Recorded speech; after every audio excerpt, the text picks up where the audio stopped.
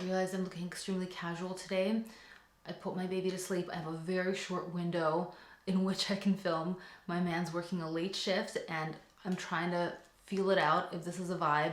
After I put him to sleep, maybe I can get some filming done. So yeah, this is the first time I'm doing it. I did like a total hack job on my makeup. I hope it's not coming through on camera. If it is, this is why, and I'm not gonna toss the video just because my makeup's looking a little wonky. If it is, or maybe I'm getting away with it.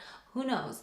But yeah, like the way that I normally do my makeup is not what I did today. I will tell you that much. Like steps were skipped, corners were cut, but this is life now. This is what we got to do. We are talking about addictive fragrances today. I was sniffing a bunch of my perfumes and I was like, okay, some of these, like, I just want to keep sniffing again and again and again. And some of them, like, there's a couple that I can't even say that I particularly love, but something about that scent is just like, keeps me coming back for more. So I thought it would be fun to share a few of my most addictive fragrances. Some of these I do really, really love though. So I will be sure to point that out to you guys. If you're new here, my name is Yana. This is The Scented. We talk about fragrances. If that's your vibe, then hit that sub button, hit the notification bell as well. Stay tuned for any new videos coming up. Here we go. Let's get the obvious out of the way. Baccarat Rouge 540, extremely addictive. I am totally over the scent. I don't want to wear it anymore, but I can't help myself. I want to keep sniffing it. It's so addictive. It smells nicer, I feel, out of the bottle than it does on me. It goes very sweet on my skin, but out of the bottle, I get that beautiful airiness. It does have almost a medicinal facet that we all talk about. It has that, but it makes it so addictive. Sweet, a little bit woody. It does smell like kind of opening an older book, kind of that woody almost smell, that oldish book smell, and not burnt sugar, but you guys know the scent. It's like cotton candy-ish sweetness. Very airy, very fluffy, beautiful, but also has this underlying lovely woodiness. I want to wear it. You know what I mean? But I've worn enough of it, and no, I actually didn't go through all of this. I do decant my fragrances. You guys can get decants from me at thescented.ca. I'll link that in the description as well.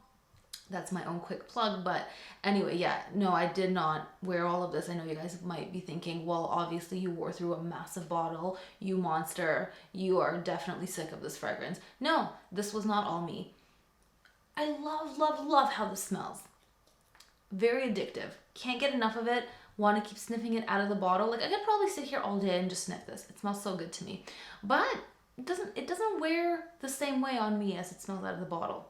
One fragrance that I can't get enough of though, that I do want to wear all the time, is Erin Amber Musk. This is a newer acquisition. I purchased this after wearing through 2 samples of it and realizing that I absolutely need to own this fragrance. It's not what I expected it would smell like. With a name like Amber Musk, I would think that it would be like a heavier, richer fragrance. But it's actually quite light, very clean smelling. And it smells also very, very airy. A little bit sweet. Very warm and cozy, but not in a deep, heavy sense. More like a light sweater. Like think of a very thin cashmere or like merino wool sweater, like of the best quality, and like the way that it feels to wear that, like a very, very thin one, but a very comfy, cozy one. This is how it feels to wear this. I really love this. I usually splash this on at night, especially after I've had a shower and I'm just wearing my robe and I'm about to have a glass of wine with my partner. I love to put this on. It's such a comforting scent and I can't get enough of how I smell. Like I'm obsessed. A men's fragrance that I'm absolutely bonkers for is Oud Wood. Another one that I can't stop smelling. Like this is the utmost sexiness. This is supreme. There is no better men's fragrance if you ask me. If I have to tell you one, this is one. This is the only one that I would never ever get sick of. Although it probably wouldn't work on a hot summer day. But even then I wouldn't be mad at it. Like I'm obsessed. It smells like a dry oud scent with lots of other wood in here. I believe there's rosewood in here as well. sandalwood. There's also cardamom, which cardamom is a note that I find extremely addictive, especially in men's fragrances. Cardamom is a note that for me, I can't stop smelling it. Like I keep wanting to smell it more and more. And fun fact, actually, back in the day, this is like a sidebar like no other, by the way. Remember Dr. Oz? I used to watch Dr. Oz, and one of the tricks or whatever that he like talked about on one of the episodes was to curb your sugar craving, to chew a cardamom seed. And you know what? Like, it does have that sort of craving satisfying factor. I totally see it. There's something very satisfying to even like a sugar addiction.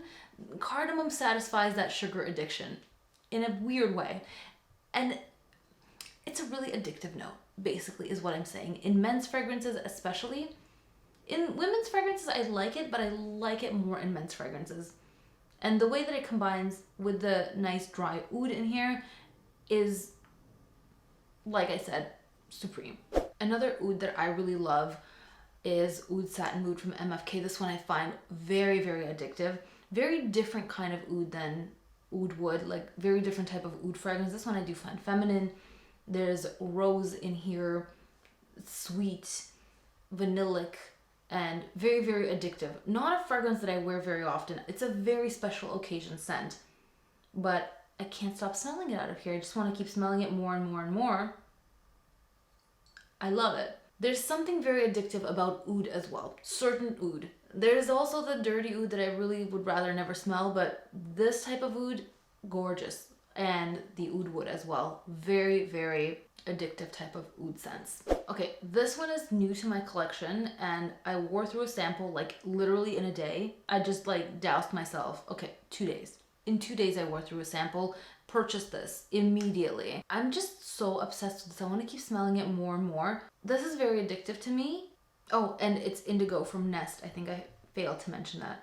There's a soft, like fresh spiciness in here.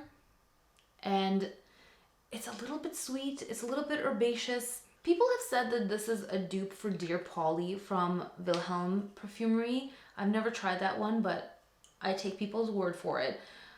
To me, this is a really beautiful fig fragrance. Fig, tea, cardamom as well. This is, I think, what I wanted Gris Charnel to smell like, but it didn't. This is extremely addictive. And there's also something in here that smells very fresh. Like a fresh spiciness, almost like sage or lavender. I don't think it's listed, but I smell something like sage or lavender. And in the dry down, it kind of reminds me of Mon Guerlain a little bit. It's a really addictive fragrance. I think it could be very addictive to me right now because it's newer to my collection. But I think there's something very special about this scent and it keeps me coming back. Another super addictive one for me that I also can never ever get enough of is Ylang in Gold from M. Mikalev. I smell this and like I start to salivate. Like embarrassingly, my mouth creates saliva immediately. It smells like a delicious, delicious dessert. Fruity notes, like a fruity custardy fragrance. I've talked about this one so many times. If you guys haven't smelled this, you absolutely must. There's magic in this fragrance. Like it's been compared to a lot of other scents that are familiar. Hane Mori, Cashmere by Chopard, various other fragrances. They don't stand close to this. This one for me is probably the most addictive from M. Mikalev. I will do a full M. Mikalev collection review. I have a whole bunch of them. By far, for me, this is the most addictive. Like I keep wanting to open it, smell it more and more and more. You know, it is on the pricey side, but it's exquisite. It really is so exquisite. This is a fragrance I'll never get sick of. I'll always have it in my collection. And just a quick FYI, it does have vanilla, so it does darken over time. This is completely normal, completely normal. I have a newer bottle that's a smaller bottle and the juice is still lighter. The scent changes, becomes a little bit deeper and richer. It still smells fabulous. There's nothing wrong with your juice if it turns a little bit like this darker, almost purpley color. It's just what vanilla does. Another one I can't get enough of is Gucci Rush. Horrible packaging, incredible scent. I love how this smells. I can't stop smelling it as well. This is a peach, coriander, patchouli scent. The way that I've described it before is like a plastic peach. It smells like a plastic peach. It kind of smells like a new electronic scent. Very, very addictive. Like when I smell it out of here, I get this like mind trick, almost like as if I'm smelling the plastic of the bottle, but it's the fragrance. The fragrance has this very unique, unusual plasticky accord that I guess is what makes it kind of addictive. You know, like when you open new, like when you unpackage new things, that smell is kind of weird but addictive. That's kind of what this is. I'm like one step away from smelling glue. Next up, we have Santal Majuscule. This is very different from any of the other ones that I've mentioned. This is sandalwood, cacao, and rose. But this really smells like some kind of baked goods, like something in the oven being baked right now, maybe like fresh bread or something. And it smells a lot like another Serge Lutens fragrance called Jus de Peau, which is very expensive now. Like it used to be part of the standard collection, but now I think it's like one of their very expensive ones. That one smells like, legitimately smells like fresh baked like croissants. And this one is very, very similar. It's not a dill-y sort of sandalwood. You know how sandalwood can smell like dill sometimes? This is not it. The rose is very subtle. It's just so, it's like meditative, very zen, very like comforting in that sense. And I love, love, love how this smells. Also very unisex, like right down the middle. I think totally, totally unisex. Really beautiful, really addictive, but in that kind of zen, relaxing type of way. Second last, a fragrance I don't even like, Mugler's Angel. I do not like the scent. I never wear it, but I like smelling it. It's like smelling gasoline or something, you know? That type of addictive scent that it has. It doesn't smell like gasoline, but I mean, I guess it's a little dirty in the way that I guess gasoline could be. I mean, they're not related at all. I don't know what with this gasoline thing. It's like there's so many notes in this fragrance that I think the addictive factor comes in from like your brain just trying to figure it out. Like keep smelling it to try to figure it out. It doesn't offend me. Like I don't find it offensive. It's a very interesting scent. And when I was a kid, like when this came out in 95, my mom was gifted a bottle that she actually never wore herself. I kept stealing sprays left and right because I just like loved it at that time. Got in a lot of trouble for that too. But yeah, like I just loved, loved, loved it at that time. It was just so different, you know? And it still fascinates me. I'm still working on figuring it out. It's unusual. It's enticing, confusing. Sometimes I want to wear it, but not usually. But I do always want to smell it out of the bottle. And finally, a fresh fragrance, Fleur de Bamboo. This one I discovered a couple years ago and like fell head over heels for it, just became totally obsessed. This one is almost aquatic. It has lotus, it has tea. It's a beautiful fresh fragrance. It almost has like a sweetness that reminds me of bananas a little bit. And just like Ylang and Gold has something that reminds me of bananas. I think bananas could be very addictive, maybe because of the banana antibiotic. Could be. Could be why it's addictive. It doesn't smell like a banana antibiotic. It's a very fresh, beautiful, airy, clean, watery, sweet tea scent. From the day that I had discovered it, even until now, I'm still just as in love with it as I was the very first time that I tried it. It's a really, really beautiful, aquatic-y type of floral scent. Really unlike anything I've ever smelled.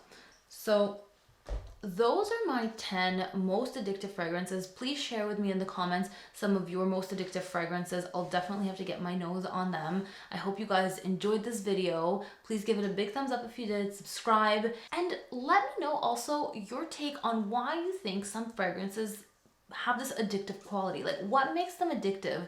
Because that's what I've been trying to figure out with all of these. Like what is it exactly about this fragrance that's making it addictive? If you guys have a theory, please share, and I'll see you guys next time. Bye.